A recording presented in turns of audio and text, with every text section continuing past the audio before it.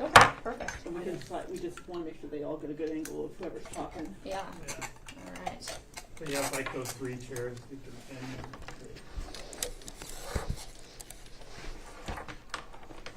So, which ones are you guys saying? Like, where are you at? A couple with us. those, the 3 on the right side here, 3 in on the right side. That's what I was thinking. What do you guys think? Because again, really haven't seen anybody on the end, I guess. I know. Sorry, we this seemed like a lot of room when we booked the space, and then. Does it make a difference if we move the tables back? Does that give you guys more room or no? It's up to you, man. You want more time? Yeah, that would make a little difference. Yeah, I think so. For you? Yeah. Probably good for you, right? Yeah. So Back this way? yeah, just so they have all the room to get an angle. It's such a tiny little room. I know. But we'll make it work. Pinching your fingers. So the speaker's all going to be over here, or Whatever. I guess if you guys let us know which angle you want to film from, we can. I mean, we could even do a slight Yeah. something like that. Is that better for you guys? Yeah. That way, at least we're not. Yeah, I'm not Ten gonna say folks. That works. And I can move over here so whenever you guys Even need the to L sink shape, into. when the L shape makes sense. I don't know if the tables. Well, I think we won't even be getting this table in, obviously. you want to so just swing this one these- all the way sideways? That way they could be. Well, I think the hope is to not have, Not this anything behind blocked. them. Gotcha. But I do think this angle helps a bit. How are you guys looking on your end? Oh, I see. So have us sit here. Yeah. That way. Okay. Yeah. Yeah. Should we push the table over this? Yeah, we were just trying to figure out angle. That the idea was maybe they film from this side, so Okay. it's still. Okay. Yeah, pull on over. Okay. So where do we want everyone sitting?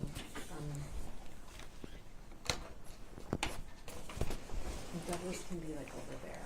Mm-hmm. And then you have 2 chairs. It's gonna get cozy. Like we're recording on one bench. Very familiar.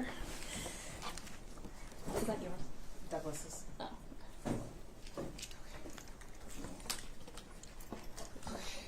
Yeah, I know.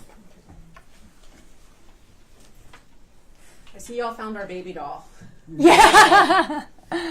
I know, I didn't want to move her. I was like, Oh. somebody might come back and look for her, so we'll just kind of stash her and then we'll pull her back out. That's hilarious. And you guys know Jamie Kippestad. Nice to meet everyone. So, all right. All right. We'll go see where Lisa and Douglas are. Okay, well, Douglas is probably going to sit right here, so maybe you can do the computer. Mm-hmm.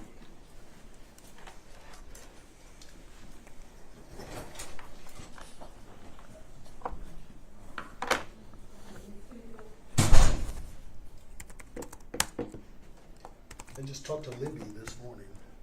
Libby. Catalinich. I don't think I know her. She's the director of communications for Pierce County. Oh, okay. I'm trying to remember. It was Adam Faber when I left. No, he's with the prosecutor's office, isn't he? Oh, yes. He yes. took my old job. Yeah. Yeah. Oh, so you're talking about the county. Yeah. Oh, okay. Yeah. Gotcha. Yeah. I know. It's been a while since I checked in over there. Yeah, me too. I saw her at a meeting about 3 months ago, but I hadn't really talked to her until today. Mm-hmm.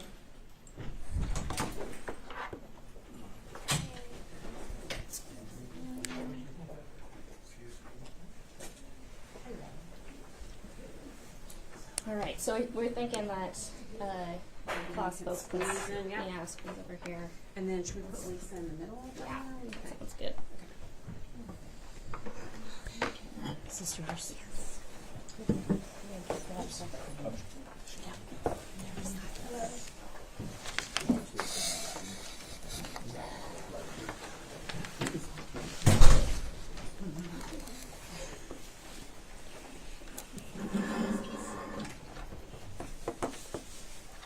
Jimmy, you want to squeeze in over here?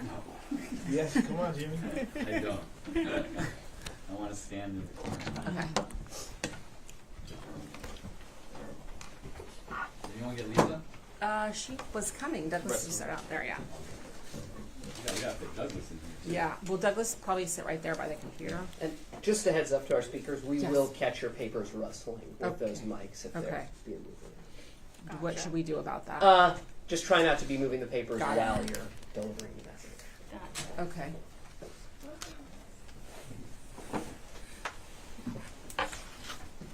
Hi, everyone. Hi. Oh, you want me to sit next to Jamie? All right.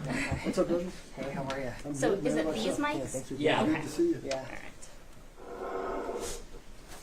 Douglas, do you Hi, everyone. Yeah, no, I don't. I can move back up. Maybe? How's want- Yeah, that's great. Thank Great. you. I apologize. No, no worries. I apologize.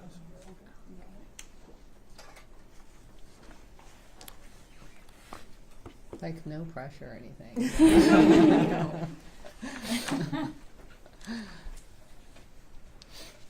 Just let us know. I'm Yeah. waiting for your signal.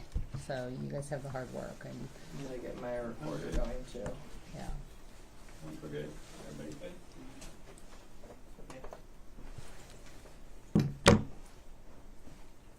Okay. Are we ready? Yeah. All good? Well, hi everyone. Thanks so much for joining us today. The purpose behind our office's Media Lunch and Learns is to make sure that the community that we serve understands the important work of the Prosecuting Attorney's Office. It's an opportunity to hear from our subject matter experts on important initiatives and strategies to keep our communities safe and healthy. So today we're talking about our Safer Schools initiative, our Safer Schools strategy. With me today is Diana Chen and Jamie Kivistad, who will talk to you about the things that we are doing to keep students and schools safe. And then we'll also talk about some innovative work we're doing with Firearm extreme risk protection orders. All right. So I'm going to introduce myself first. My name's Jamie Kivistad. I am one of the prosecutors right now at the Juvenile Division. I'm currently the Assistant Chief. We are here to talk a little bit about the Safer School strategy, which we have been developing for a couple of years. We want to provide everyone with some updates about where we're at. I also want to introduce some of our community partners that we've been working with that have joined us. So if I can, they are from our, we call it our class project. It is in conjunction with the UW and the Executive's Office. We have Marcus Stubblefield. We have Deontay Damper. We have a practicum student who has been working with the UW, Susan Seabrooks, and we have Dr. Monica Babalala from the UW. So appreciate everyone being here. One of the things that was really important to us as we worked on the Safer Schools strategy is that we weren't just going to be working with schools and community partners. We also really wanted to work with as many subject matter experts as we could. And it's been really helpful for them to advise us and help us come up with strategies as we look to work more closely with schools and support schools in our community.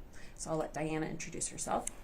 Hi everyone, my name's Diana Chen. I am a senior deputy prosecutor here in the King County Prosecutor's Office. I have experience first as a prosecutor in Pierce County before coming over to King County, which is the county that I live in and was born and raised in this community.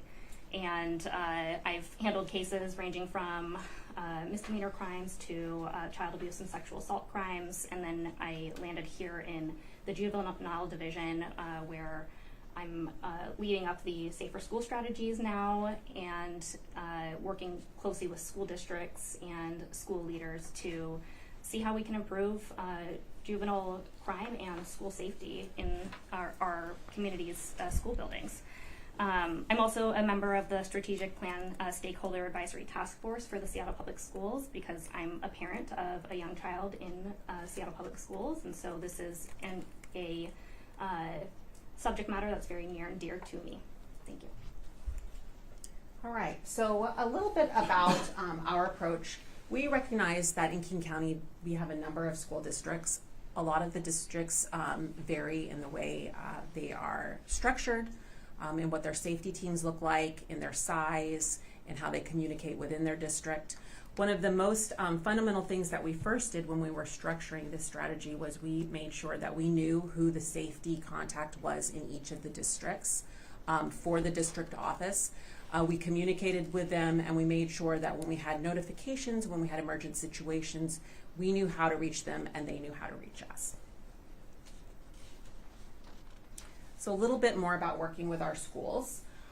Washington State has a compulsory attendance law, so essentially students need to be in school until they're 18. There are exceptions once a student has reached age 16 where they can be in a credit retrieval or a GED program, but essentially it's a compulsory attendance law. And each school district has developed education re-engagement representatives. So these are essentially personnel, administrators in each of the districts that works with families and with students once they start accumulating absences or tardies to help them with a re-engagement and attendance plan. It can involve a lot of different pieces, so it can provide transportation support, different scheduling options, maybe a relocation to a different school. There's also ability, again, for students to sometimes be online, work in a GED or a credit retrieval program, different options. One of the things that Diana and I really noticed in terms of a lot of our work is that a number of our current respondents in our juvenile system may have IEPs or 504 plans, so this was another piece that essentially needed to be sort of understood and accommodated when we were talking about attendance for these respondents in our courts. Some of the things that I think we have, again, really understood and recognized as important as what our schools offer our children are all the different sort of enrichment and social opportunities. And particularly for some of our respondents who are very high-risk children in need of more protective factors rather than less, we sort of recognize that as much as we can do to support these protective factors in the environment at school, in the environment when they come into court, we can reinforce them and we can strengthen them. So that's been a lot of what we've tried to do. I'm going to give you all a little snapshot of where we are at right now in terms of the juvenile division and our case breakdown. So you can see we looked at our years from 2021 to 2025. So right now, I think we are about on track to be the same amount of filings as the previous year, but if you notice, we have a different breakdown in that I think we have a smaller percentage of our more serious felonies, which are our Class A felonies, and a higher percentage of our Class B felonies, as well as our misdemeanors. So it just gives you a snapshot of where we're at, something that Diana and I are sort of always looking at when we're thinking about ways to work with and re-engage the respondents that are on our cases. And so now a focus on each intervention at the student, school district, and statewide level is really what we developed the Safer School Strategy for. So this strategy launched in January of 2024. Back at that time, we were really starting to see children return to school in a more systematic way after COVID. We had experienced, unfortunately, with the return of children to school, the phenomenon of school shootings happening again, which I think as a parent, as much as the COVID years were really hard, it was also refreshing not to see those headlines, which are always pretty devastating. Our office actually came together, I remember it, after the Uvalde shooting, and we met with our ERPO team, with pretty much, I think, a lot of our chiefs, and everyone just sort of talked about any interventions or supports that we could do, and a lot of different ideas were thrown around. For the juvenile division, one of the things that we really leaned into was the Safer School Strategy. So essentially really increasing communication between our prosecutors and all of the schools, helping to strengthen that connection again with probation. Again, when all of the children left school buildings, probation officers stopped going to schools. That was another connection point for them to get in touch with children. So we really kind of work to be that nexus for all of the different systems, recognizing that, systems don't talk to each other, people talk to each other. And then we stepped back and we really looked at what it looks like to be involved at a district level with each district. So we are participating in threat assessment trainings with district personnel. We are sitting on threat assessment boards when they ask us. We are also participating in any sort of trainings that are offered through the educational service districts to really understand and support this work. And then we're working at a very statewide level as well. All right, so here is our graphic about the Safer School Strategy. Again, just kind of highlighting that we're working very much at an individual student level, and then we're graduating out to more of that district approach, and then finally the statewide level. Again, a lot of the things that we've noticed that have really reinforced the purpose behind the Safer School Strategy is, again, really the recognition of what an important protective factor schools are, and really an acknowledgement that a lot of children go to school for a variety of reasons. School is a place where they meet peers, they have mentors, they have teachers, all of these really important facets. So the Safer School Strategy really wanted to work at a very micro to macro level and support that work.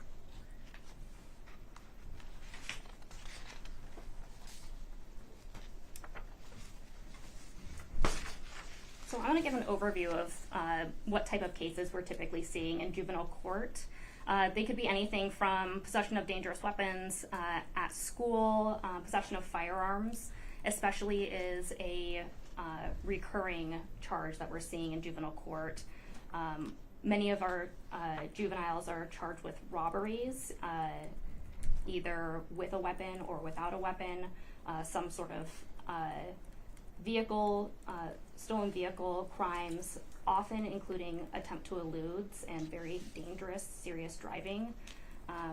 And so these are the types of cases that we're seeing. And when we get cases in the juvenile court system, the number one thing that we're asking is, what is the need that has been unmet by this juvenile? And what has led them into this setting where they've now committed harm against a person or the community, and how can we intervene as a system to provide whatever lessons, skills, or resources they were lacking in the hopes of rehabilitating them and diverting them from future contact with the system. So next slide. One thing that we've realized is that school is one of the most important protective factors when it comes to keeping kids safe and keeping them from either committing crimes and also being victims of crimes. Because what we also see in our work is, unfortunately, a lot of our kids who come into the juvenile justice system have also been victimized at some point in their life, and what they're in need of is support services and really like wraparound community support in order to be able to learn from that and move on in a productive way. So what we're trying to focus on in the prosecutor's office is really pushing attendance and engagement with schools. One of the things that we've done to make sure that we're getting ahead of this on the front end is screening kids early on to make sure that they are enrolled in schools and that they're consistently attending schools. And so that's in practice, us reaching out to the probation counselor, asking for them to confirm school attendance. When we're having in-court hearings, we're asking to have the juvenile and their attorney confirm where they're enrolled at and that they're actually attending schools. And then the juvenile probation counselor follows up with the schools to get attendance records and check in to make sure that the juvenile is being accountable for actually showing up at school and attending classes. I just in my own caseload, I recently did a review of the cases that I have, and I counted out of sampling of 55 kids that have active cases with me. 39 of those kids had a social history that reported some form of interrupted attendance at some point before entering into the juvenile justice system. So that's around 70% of the 55 active cases that I have. And that, to me, shows that the lack of support that they're receiving by not attending school is something that needs to be addressed. We also, in looking at my numbers, 17 of those 55 students had reported suspensions.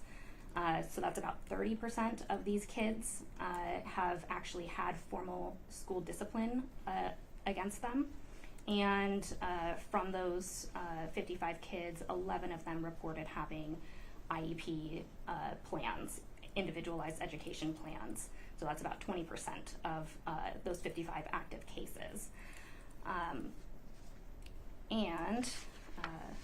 Next slide. And so, in order to combat chronic absenteeism, we need to figure out how can we get these kids to actually feel motivated to go to school, and can we identify the barriers that they're facing that make them disinterested or unable to attend school on a regular basis. As you can see from this visual here, there are a lot of additional co-occurring issues that can come either from or occur at the same time as chronic absenteeism.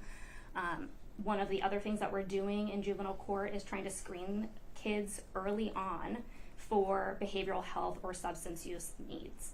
That's something that was really astounding to me when I started doing this work, is figuring out that the vast majority of our kids have some sort of diagnosed or undiagnosed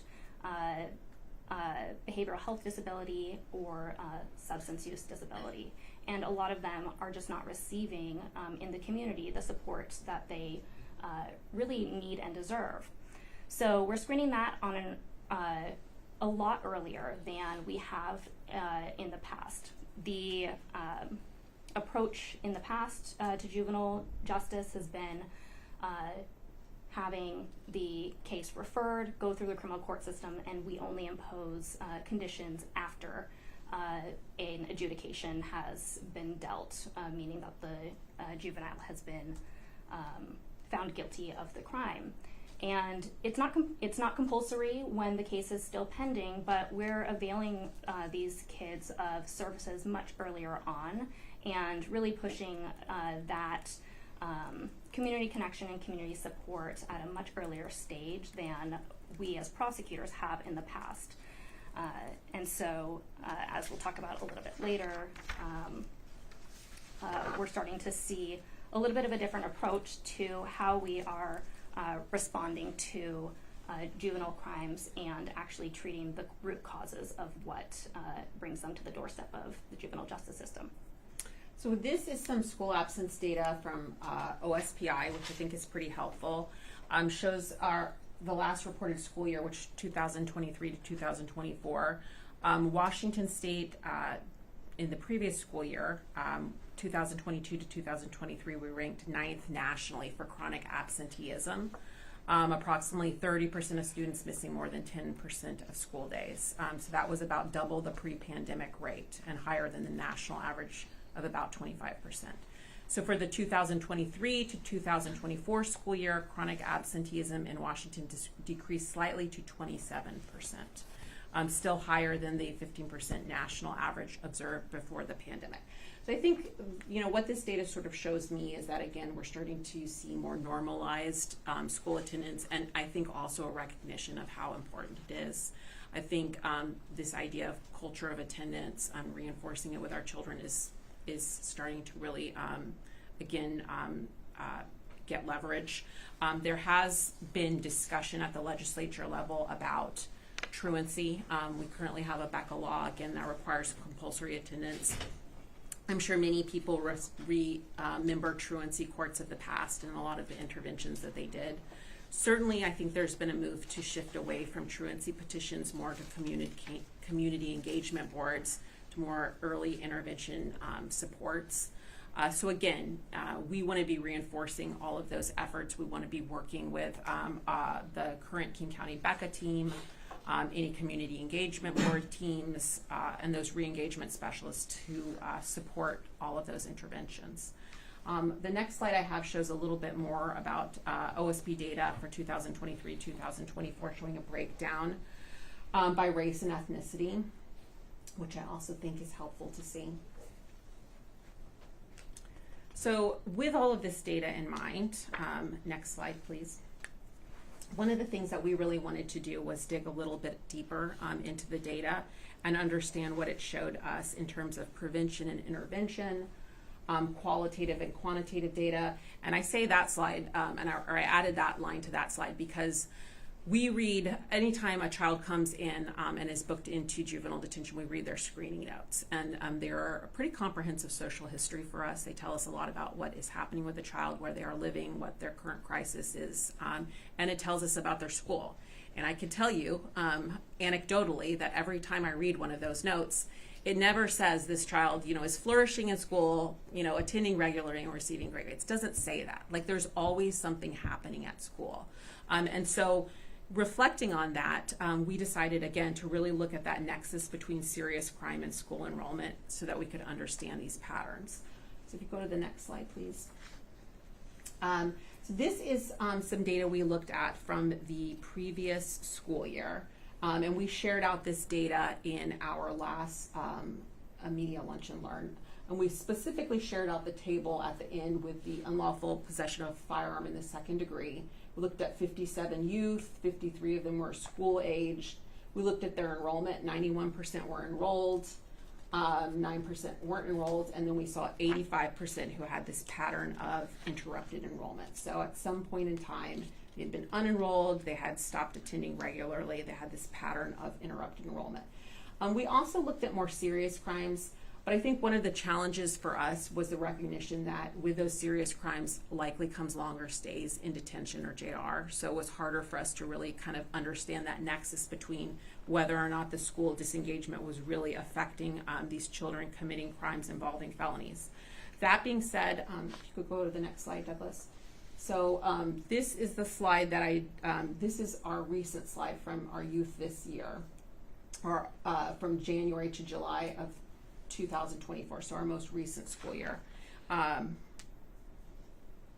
I apologize, I misspoke. So this slide is the UFA data, the unlawful possession of a firearm data that I just cited. If you could go to the next slide, Douglas. This is our current study. So this is from January to July of 2025. So again, we looked at about 51 juveniles, and we really wanted to isolate them. So we tried to pull only juveniles that had an unlawful possession of a firearm charge. We did not want to pull anyone who had a more serious charge that might be resulting in a stay at a juvenile rehabilitation facility or detention for a long time. We really wanted to kind of isolate that variable as much as we could. And we worked with our BECA team to look at that data. And essentially, we broke it down to 29% had interrupted enrollment. We had about 22% that had no enrollment, so over half.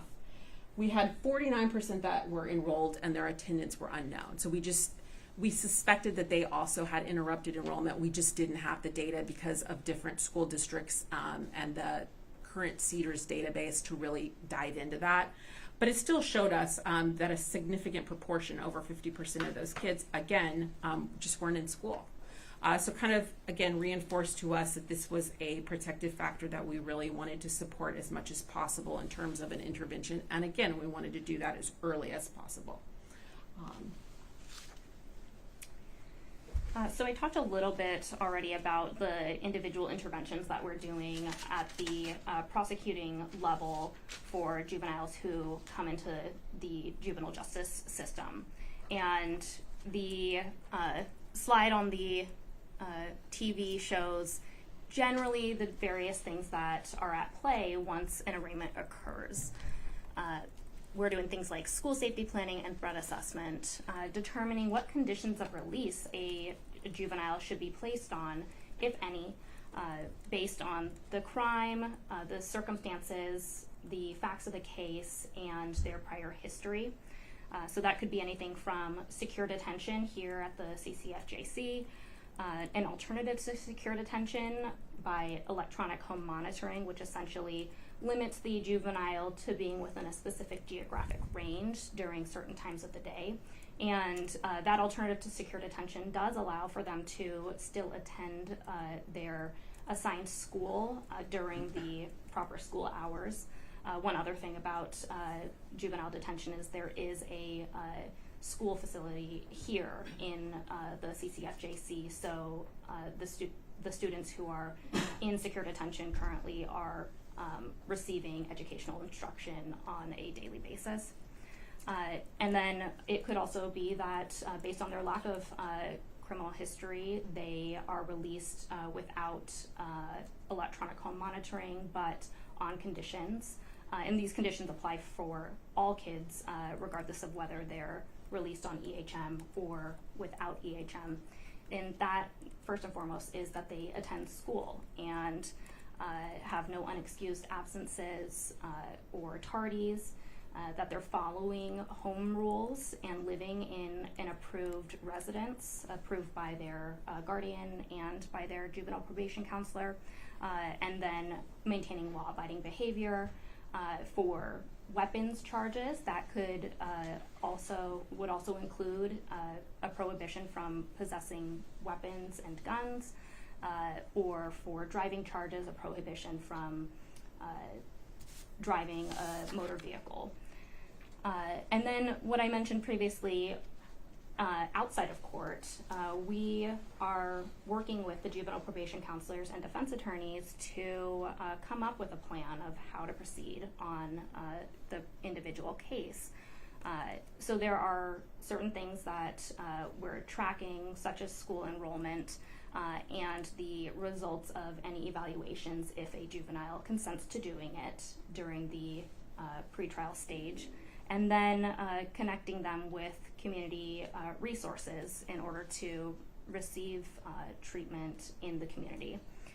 We're also interfacing with schools, and we'll go to the next slide, by connecting with administrators at the school level much earlier on in the process. The juvenile probation counselors act as the go-between the courts and the schools in verifying school attendance, and then also coming up with a consistent school safety plan that aligns with the court's conditions. All right, and then we'll go to the next slide. So this is this talks a little bit more about the school safety plan. So in Washington State, it's mandated that when an incident occurs at school, the building level administration will come up with a threat assessment and then implement a school safety plan in order to respond to the identified threat. Each district is required to come up with their own policy and procedure for that. What we have found in our experience working with schools in King County is that each district, while they have their own threat assessment and safety plan procedure, each district implements it in different ways. And so what this means is that we're getting different results based on the school district or even the specific school within a district. So the measures that we're taking to connect earlier on with schools involves providing additional information to schools to better inform them about how they may come up with their school safety plan. So next slide, Douglas. Another aspect of Washington law is that after a plea of guilt or an adjudication, it's compulsory that the school that the juvenile attends is notified of the plea of guilt for certain types of crimes. Those would be violent offenses, sex offenses, firearm offenses, and drug offenses in a nutshell. But with the Safer School Strategy Plan, we started being more proactive on connecting with schools and giving notifications on pending firearms cases, and to our discretion, additional types of charges.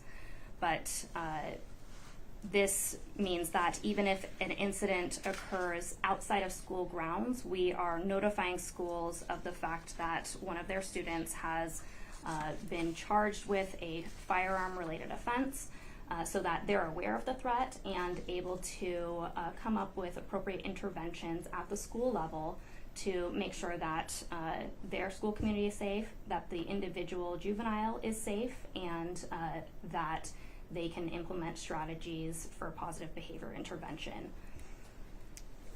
Next slide. And so to date, since we began the Safer School Strategy program, the King County Prosecutor's Office has made over 200 school notifications since August of 2023. That's roughly 100 notifications per year. Next slide.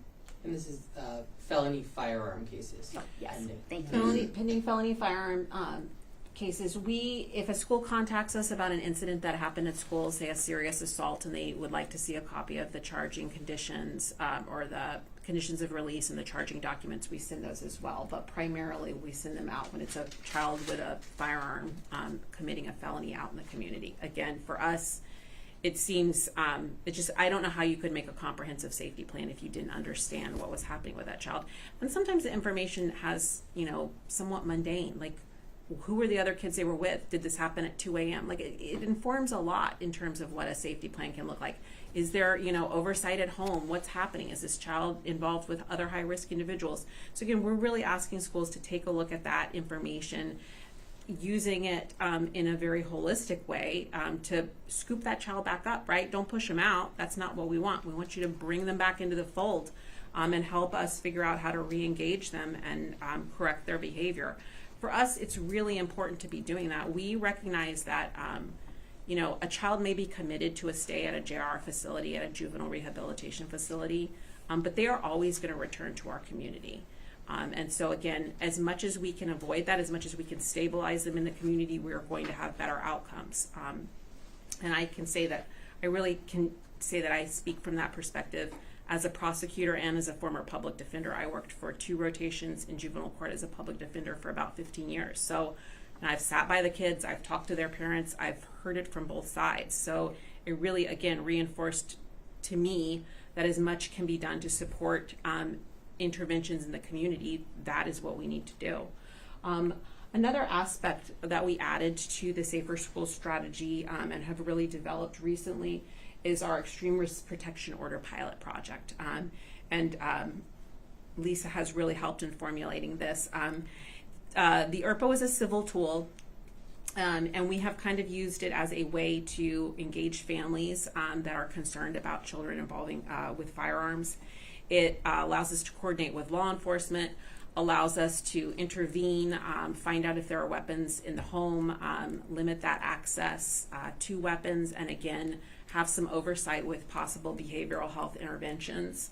An example of when we've used this ERPO tool in my cases in terms of school safety is, if I have a school resource officer who contacts me about a child who is exhibiting pretty concerning behaviors and asks me, do you have any pending cases? Well, I look at my notes, I don't, but I do know, say this child is under investigation for some pretty serious cases with law enforcement.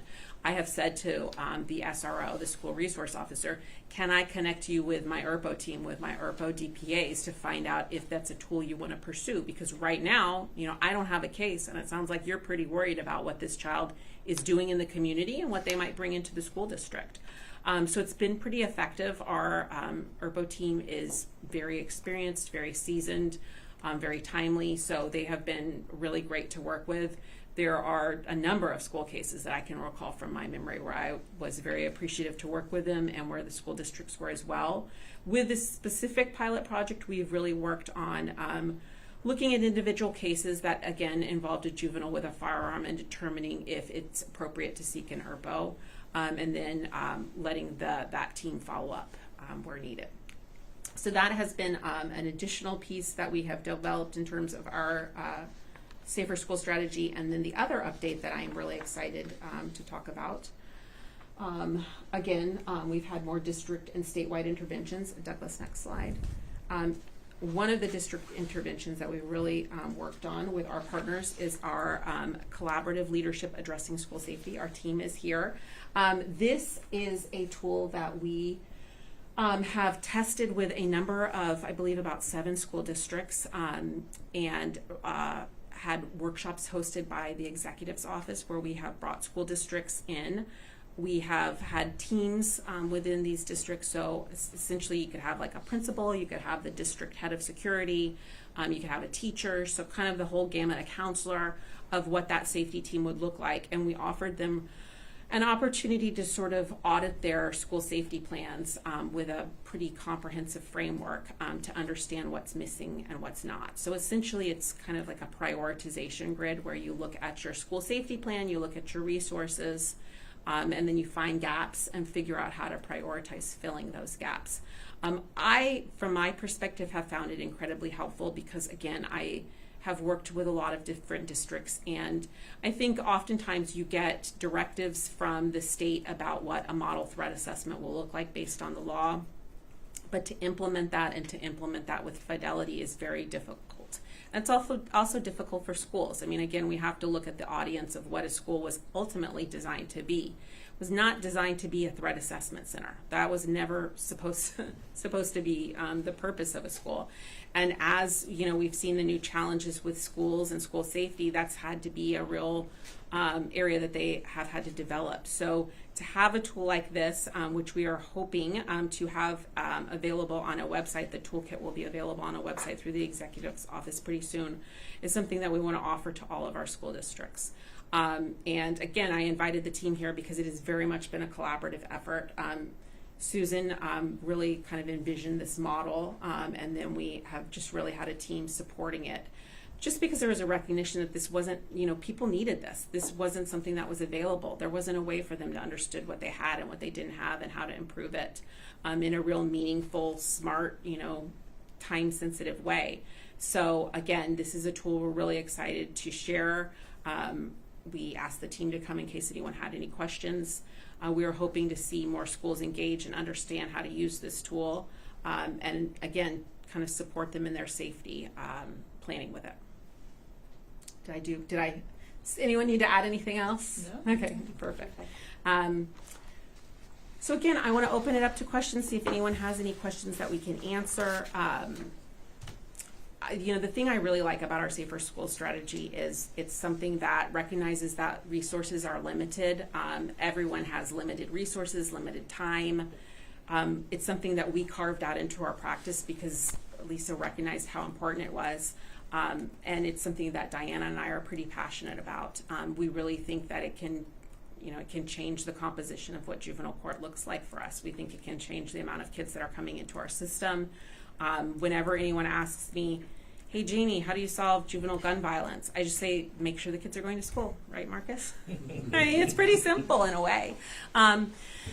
Again, there's complexities to every problem, but I think that's always a start, and so that's what we're trying to start with and support as fully as possible. I had a question for you about the origin. I think you mentioned Uvalde's kind of what made you to do this, but I'm also looking at the data, and it shows from 2021 to 2024, the numbers of juvenile crimes nearly tripled. So were you looking at the data too? How was that factored in? And do you have any reasons of why you think it did triple in that time frame from what you've seen trend-wise? Well, I think one of the factors that we can look at is that during the pandemic, kids were not in school. We know that school is a protective factor, and that when schools are in session and kids feel supported in schools, they are less likely to get in trouble. We also saw between 2019 and 2024, while overall gun violence in King County is going down, we know that the number of school-age shooting victims has increased, and that's alarming. It's another reason why we are looking at how do we address gun violence with safer schools. So you are saying that was an alarming trend that you're seeing. The numbers were big enough. Yes. I have a question for Jamie to clarify on the ERPO team. So they can make contact with students not in the system if an SRO reaches out and says they're concerned about this student. Absolutely. So they can, they usually contact the SRO, some other law enforcement is often involved as well. And yes, it is something that we have recognized as important if we don't have a child necessarily with a charged crime. We have lots of concerning behaviors that happen at school. So again, a lot of it is sort of determining with a threat assessment if the alarming behaviors are sufficient, right, that you need an intervention. So, you know, it's not uncommon for me to get a police report where, say, a child through gaggle or some other screening mechanism, their journal entries on their Chromebook at school have written a detailed narrative story about how they want to, you know, go through the school and shoot up the entire school, right? Again, a work of fiction, yes. Deeply concerning and troubling, yes. So those are cases that come. We review those police reports. We may not be able to file those charges, but we still reach out proactively to the school safety team. We ask them, what's going on? Do you have a threat assessment? What have you done? Have you talked to an ERPO team? Can we support that? You know, what are you aware of in terms of firearms at the home? You know, are there any other interventions that can be done? So for us, again, it's really about sort of this comprehensive support, and whether or not the case is filed doesn't necessarily make a difference. If we can be involved and we can intervene, we will. And with juvenile extreme risk protection orders, those protection orders are served on the parents. So it's an important way of looping parents into their children's behavior, engaging them in the process of how do we keep kids away from guns, how do we keep schools safe. The other thing about ERPOs is that they are civil in nature, so there's no criminal history, the records are sealed. It's really designed to reduce stigma to the young person and the family and to keep them out of the justice system, but to ensure that they do not have access to firearms. Do you know how many families have been engaged through the ERPO pilot? And what happens if they refuse? Is that an option for them? Well, the extreme risk protection order is signed by a judge, so it's a court order, and there are special trained law enforcement officers who serve the ERPOs and safely remove firearms from homes. It's a temporary removal, but the important part about juvenile ERPOs is that it's served on the parents. And we are keeping data from the pilot project, so I believe it started in July, so those are data trends that we will be sharing. We're still sort of gathering all that data. I can say that Jimmy and I had a recent meeting with our ERPO team, and they just shared a number of cases that they had been involved with that had successfully, you know, resulted in an intervention, the parent getting involved, maybe some sort of, you know, court process where everyone's attention was sort of captured. You know, I think that that's one of the other benefits of an ERPO.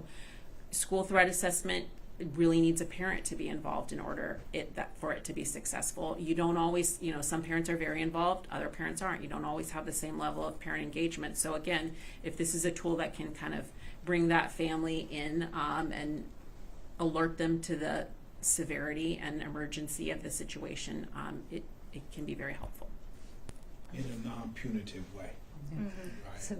So this was a pilot project that we have launched in July, and it takes a while to get the word out. But we know that in August there were 3 referrals, and in September there were 15. So word is getting out. I'm just wondering overall what the feedback is, because this is new, the way you're teaming up and working with the schools. What are these 20 districts telling you kind of, is it making a difference? Is it leading to interventions?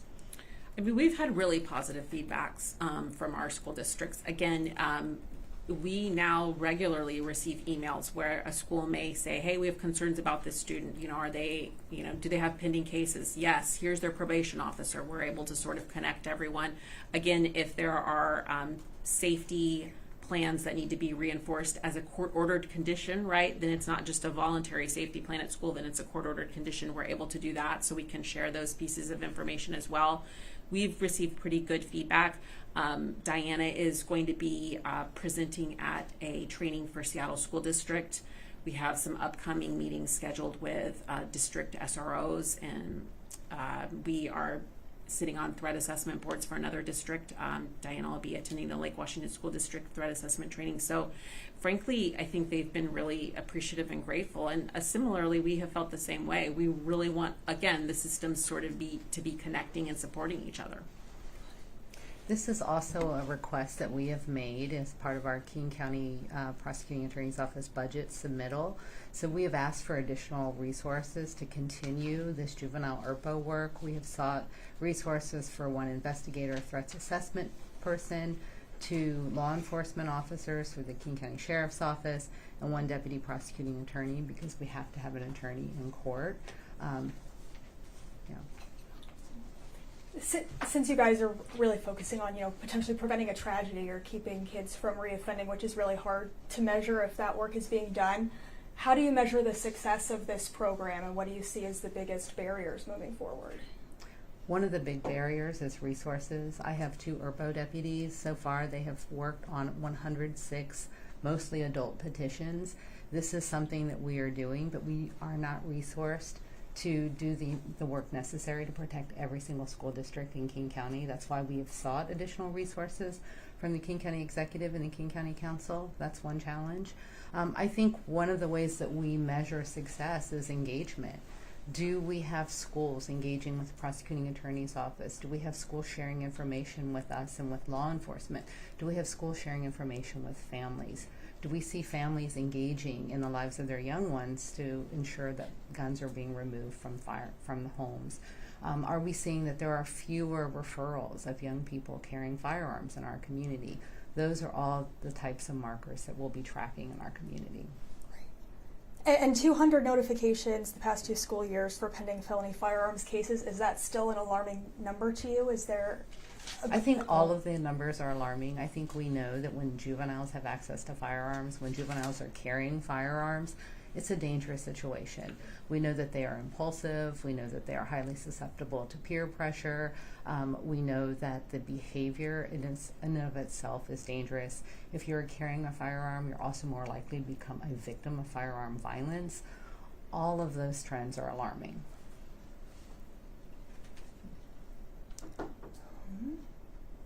any feedback from the attendance piece in terms of working with schools to try to get kids to go to school? I mean, I think it's hard to measure. Again, the way attendance is managed in King County is going to change, most likely in terms of petitions and community engagement boards.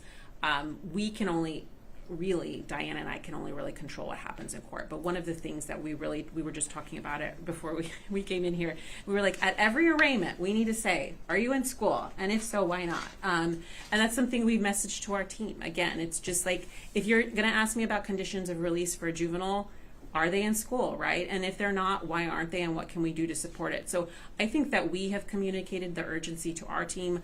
I see it reflected in, the efforts of probation now as well. It's something that we talk about even at the diversion level. So I think the messaging is getting out there. I do think that people are recognizing that children just need to be in school. It may be hard, there may be challenges, but school's kind of a microcosm of the world, right? The world is hard. So if you can't show up to school, how are you going to show up for the rest of your life? And again, we want to be as supportive as possible. We want to look at non-traditional ways too. I think there's lots of different avenues for children to succeed, to receive education, to move forward in the world. But that's about them finding that motivation, and that's about them, being able to reach that goal. And again, that's what we want to see happen. And I also, go ahead. I also want to give a shout out to the educators that I've worked with in my capacity as a prosecutor. We've had several cases where either juveniles have come to our office after having cases referred for making threats at school, getting into fights at school, or perhaps other criminal behavior in the community. And what I've seen is administrators and teachers really rise up to the occasion and go out of their way to make a connection with these particular vulnerable students, understanding that, again, there are needs that are not being met in this child's life for whatever reason, and really coming together as a multidisciplinary team to figure out how can we collectively support this youth to the best of our ability, understanding resources and systems have limitations, and how can we engage families and parents to also do their part in collaborating and keeping an open mind with the schools regarding behavior interventions, again, ones that are not punitive, things that are positive and really motivate kids to reflect on their behavior and figure out how they can move forward with more socially acceptable and positive behaviors. I was just about to do the same thing. We have highly dedicated educators in our community, and we are working really hard to coordinate, to be together, and to become the village that every child deserves.